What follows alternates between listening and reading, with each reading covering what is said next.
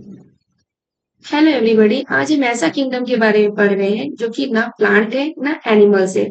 ये है अपने ही टाइप का एक यूनिक ऑर्गेनिज्म जो कि यहाँ पे ऑलरेडी मेंशन किया हुआ है, यूनिक किंगडम। अगर हम लोग जानते हैं कि फंजाई क्या है, तो फंजाई के बारे में थोड़ा बेसिक इंफॉर्मेशन आपको होना चाहिए। ये एग्जैक्टली यूकैरियोट्स होता है, ये चीज ध्यान रखिएगा। ये यूकैरियोटिक होता है, ये प्रोकैरियोटिक में नहीं आता है। जैसे प्रोकैरियोटिक में नहीं आता है, साथ में ये हेटेरोट्रॉपिक होते हैं, यानी कि अपना भोजन खुद ही बनाते हैं। अगर हम लोग आगे पढ़ते हैं, यहाँ पे मैंने मेंशन किया हुआ है न्यूट्रिशंस के बारे में। तो ज्यादातर फंजाई जो होते हैं वो हेटेरोट्रॉपिक होते हैं, जो कि अपना भोजन खुद नहीं बनाते, दूसरे पे निर्भर रहते हैं। और अगर देखा जाए तो कुछ यहाँ पे ऐसे होते हैं जो सैप्रोफाइट्स होते हैं। सैप्रोफाइट्स का मतलब होता है कि वो अपना न्यूट्रिशन डेड मैटर से लेते हैं, या डेड ऑर्गेनिक मैटर बोल सकते हैं, उससे लेते हैं। कुछ ऐसे भी फंजाई होते हैं जो कि लिविंग ऑर्गेनिज्म से के ऊपर डिपेंड रहते हैं, लिविंग प्लांट एंड एनिमल्स से अपना न्यूट्रिशन लेते हैं, जिससे हम पैरासाइट्स कहते हैं।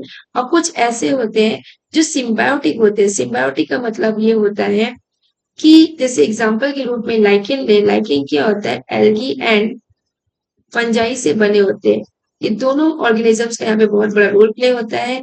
माइक्रोराइजा हो गया, फंजाई जो है वो exactly high roots of the higher plant में रहता है। आप लोग देखें तो वो रूट्स ऑफ हायर प्लांट के साथ अटैच रहेगा। तो ये जितने तरह के आप लोग पढ़े हैं टाइप्स ऑफ न्यूट्रिशंस, उसमें से फिर से रिवाइज करते हैं।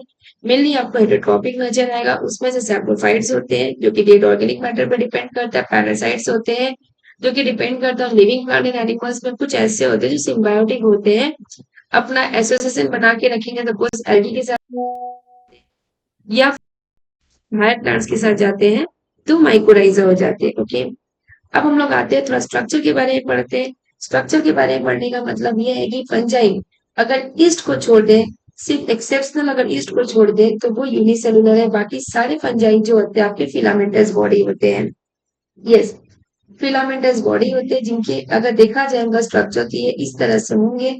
ये लॉन्ग थ्रेड लाइक स्ट्रक्चर का फॉर्मेशन होगा, लॉन्ग थ्रेड लाइक स्ट्रक्चर हो जाएगा। अगर देखेंगे तो ये लॉन्ग थ्रेड लाइक स्ट्रक्चर होगा, जिससे हम हाइपे बोलते हैं। और जब इनका कॉम्बिनेशन होता है या नेटवर्क होता है हाइपे का, तो उसे माइसीलियम कहते हैं। यही हाइपे सॉइल में फैल जाते हैं और न्यूट्रिशन एब्जॉर्ब करते हैं। और इनके सेल वॉल के बारे में पढ़े तो बहुत इंपॉर्टेंट रोल प्ले होता है कि इनका सेल वॉल किससे बनता है? काइटिन से बनता है, ना कि प्लांट्स के सेलुलोज की तरह से होता है। इसीलिए बोलते हैं ना ये प्लांट्स में आते हैं और ना ये एनिमल में आते हैं। बहुत इंपॉर्टेंट थोड़ा और टॉपिक के बारे में पढ़े अगर इसके अंदर कवर होता है, तो that is said to be the reproduction. अगर आप रिप्रोडक्शन में आएंगे तो रिप्रोडक्शन देखते हैं यहाँ पे मेनली किससे कवर होता है? स्पोर्ट्स के थ्रू होता है। इनका जो रिप्रोडक्शन होता है वो स्पोर्ट्स के थ्रू होता है। अगर असेक्सुअल रिप्रोडक्शन पढ़ेंगे तो आपको क्या क्या देखने को मिलेगा? कॉनेडिया देखने को मिलेगा, स्पोरेंजियोस्पोर, जूस्पोर, ये सब। और सेक्सुअल रिप्रोडक्शन के बारे में पढ़ेंगे तो वहां पे आपको देखने को मिलेगा oospore, एस्कोस्पोर एंड बेसिडोस्पोर्स के बारे में। डेफिनेटली इसकी डिटेल्स में आगे हम जरूर पढ़ेंगे। इनके चार क्लासिफिकेशन होते हैं: phycomycetes, ascomycetes, basidiomycetes, mycetes and diplomycetes. इनकी इंडिविजुअल्स के बारे में स्टडी करेंगे। अगर इनके यूजेस के बारे में पढ़ा जाए तो फंजाई जो होते हैं, अगर हम आगे बढ़ते हैं,